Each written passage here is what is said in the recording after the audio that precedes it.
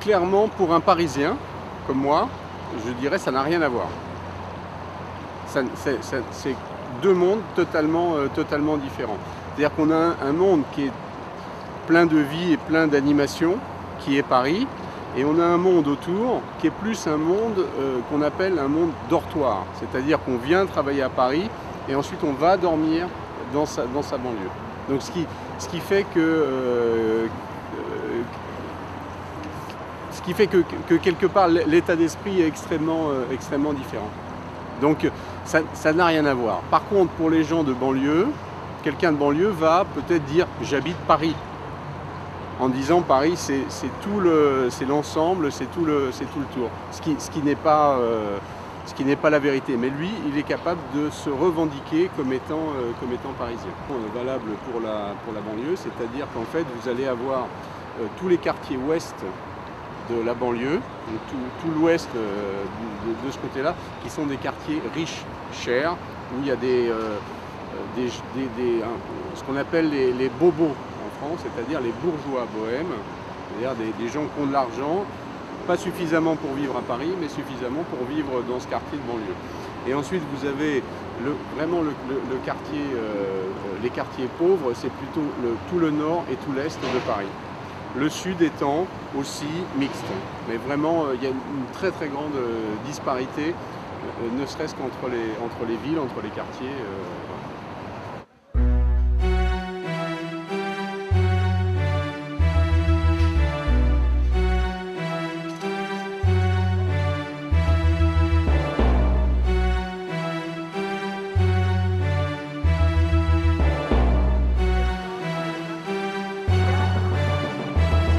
J'ai grandi tous les pieds collés sur le goudron. Chez nous, on passe du biberon au litron et on se parfume à lacrymogène. Fume des substances cancérigènes. Beaucoup nous ont quittés trop jeunes.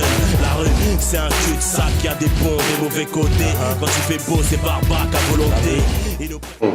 On va dire, il n'y a pas grand chose à Sarcelles. Hein. Le maire, tout ça, il fait pas beaucoup de choses pour nous. Maintenant, on se débrouille avec les moyens du bord, tout. On fait un petit peu de business à droite, à gauche, tout ça. On travaille un petit peu au noir. Au noir? Quoi, de la manœuvre, manutention, électricité, polyvalent quoi. Ils nous laissent comme ça dans la rue, c'est tout. Il n'y a pas d'encadrement, il n'y a personne. Même le maire, il a de l'argent, mais il fait rien du tout pour nous. Et est-ce que c'est dangereux de vivre ici, à Sarcelles? Un petit peu. Hein. Pourquoi? Parce que tout le monde craque. Il n'y a pas d'encadrement, tout le monde craque. Tout le monde a envie de faire quelque chose, ça se prend la tête, après... Voilà, c'est dangereux. Bienvenue dans mon quartier où le biz est devenu un métier. Certains abusent du pouvoir sans pitié le soir. Ça rodave jusqu'à pas d'heure. Viens faire un tour dans mon secteur. Bienvenue dans ma street, que tu sois d'ici ou là. Il y a du monde, il y a multiculture et tout ça. Il y a plein de choses ici. Et puis il y a une école de musique aussi à côté. Et je suis des cours là-bas et j'aime bien. Oui, des représentations, oui, souvent un peu partout, à Sarcelles aussi, ça dépend, plusieurs endroits. Sarcelles est loin de la tour Eiffel, d'ailleurs notre vie est différente de celle de Paris. Habiter en banlieue pour moi est une chose bénéfique. Chez moi, il y a tout genre de trafic. J'ai tout appris auprès des gens qui m'aiment, j'ai partagé mes joies, mes peines avec mes ghetto youth vu qu'on a... Par un brassage culturel, de par les habitants qui y vivent. Nous avons toutes les confessions religieuses, nous avons les gens de toute origine. Et le mieux vivre, ça s'exprime d'ailleurs par le marché qui se tient chaque lundi, mardi, vendredi et dimanche à côté. Donc tout le monde cohabite sans problème. Et c'est ça la particularité de Sarcelles. Oh, ben, spécialement non, les problèmes de Sarcelles sont les problèmes de toute la France. De toute la France, donc il n'y a pas de problème particulier. Nous avons, comme je vous l'ai dit, des personnes de toute confession. Nous avons une mosquée à côté, nous avons une synagogue plus loin, nous avons une église tout à côté. Nous avons des Africains, des Asiatiques, des Européens. Nous vivons ensemble, le bon vivre. Bon, généralement, on reconnaît les nationalités par des coins précis. Hein. Les Congolais, par exemple, ils sont souvent... Moi, je suis Congolais, mais je sais qu'on se retrouve souvent entre nous, les ressortissants des deux Congos. Et il y a des coins arabes aussi. Et il n'y a que souvent des Arabes. Mais cela ne veut pas dire que vous ne pouvez pas voir un Noir là-bas, ou vous ne pouvez pas voir, par exemple, un Arabe dans des restaurants africains, congolais, par exemple. Mais seulement, les Congolais sont plus dans les milieux congolais parce qu'ils se reconnaissent dans leur habitude alimentaire et puis voilà. Et est-ce que la situation politique ici, est-ce que quelle situation vous avez ici? Bon, en politique, pour ceux qui s'y engagent, il n'y a pas de problème. Là, je peux par exemple citer Ali Soumaré qui a été élu dans la liste gauche dans le 95, qui était même tête de liste. Donc je crois qu'en politique, les choses se passent plutôt bien pour les immigrés, puisque la tête de liste du Val d'Oise, il n'y a pas longtemps, c'était quelqu'un qui est d'origine africaine, sénégalaise ou malienne, je ne sais pas trop. Voilà, donc de ce côté-là, il n'y a pas de problème.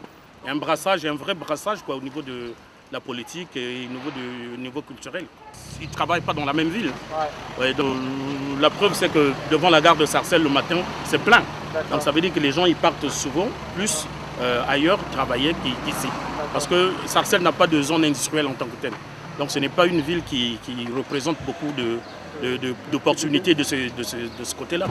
Donc les gens ils sont obligés d'aller un peu plus ailleurs, à Villiers par exemple à côté, ou un peu vers Paris, ou d'autres communes là où l'activité économique est encore plus grande. Plutôt Roissy, qui est tout près, qui a une grande zone d'activité. Ouais.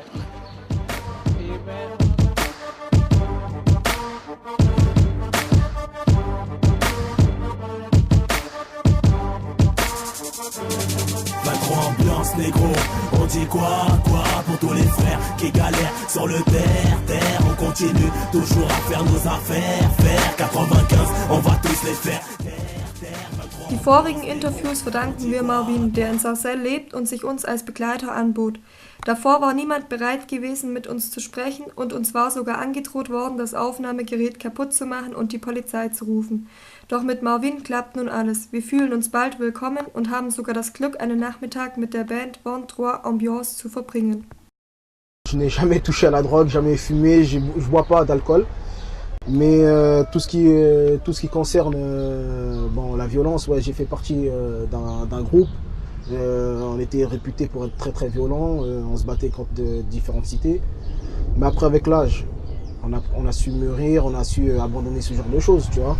Comme je te disais la dernière fois, il y a des gens qui ont eu des enfants, qui ont abandonné ça, qui ont abandonné la violence. Mais il y en a qui sont dans le business, ça reste toujours tabou. On ne peut pas dire un tel fait du business ou un tel fait ceci ou cela. Pourquoi je ne suis pas rentré dans le milieu de la drogue? Premièrement parce que moi, je suis très croyant, tu vois. Je sais que Dieu est là, donc comme tous les êtres humains, on fait des bêtises, tu vois. Et j'ai des amis qui sont morts de la drogue ou pour des histoires de drogue, donc moi, ça ne m'a jamais influencé ou quoi que ce soit. Moi, je ne suis pas influençable. Moi, je suis comme ça. En fait, quand tu vis dans une cité, il faut avoir ta propre personnalité. Si tu n'as pas une personnalité assez forte, tu te fais écraser par les autres. Donc, il faut être différent des autres pour montrer que tu peux réussir de toi-même. On n'a pas besoin d'être chef de drogue pour se faire respecter. En fait, ici, le respect, c'est mutuel.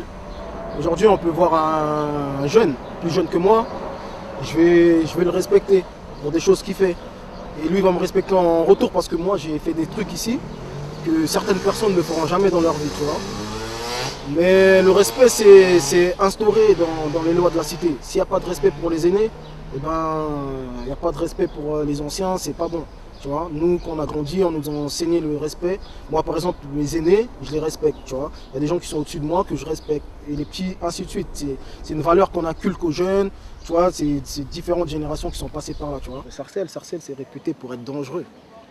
Et nous, on n'est pas des gens agressifs. Tu vois, si tu agresses un de notre groupe, oui, là on devient agressif. Mais on parle bien avec tout le monde, on parle bien avec les policiers. Que ce soit les policiers, que ce soit le maire, on est bien avec tout le monde, tu vois. On respecte tout le monde, mais il ne faut pas toucher à des valeurs qu'on nous a inculquées, tu vois. Nous, on est dans notre coin, on est là, on rigole, on joue. Il y a des petits qui jouent au foot, il y a des petits qui font des barbecues, il y en a qui sont en moto, tu vois. Il n'y a pas d'autre criminalité. La criminalité, c'est que soit tu la recherches pour montrer que toi, tu es un dealer ou montrer que toi, tu es fort. Là, tu fais tes actes, tes preuves, mais un jour ou l'autre, tu payes. Tu comprends? Parce que rien n'est impuni sur cette terre.